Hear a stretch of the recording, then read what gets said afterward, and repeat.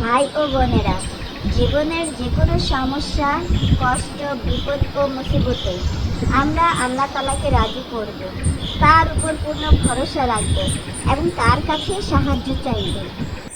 কঠিন বিপদের সময় একদিনের আমল। যে কোনো একদিন এই আমলটি আপনি করতে পারেন।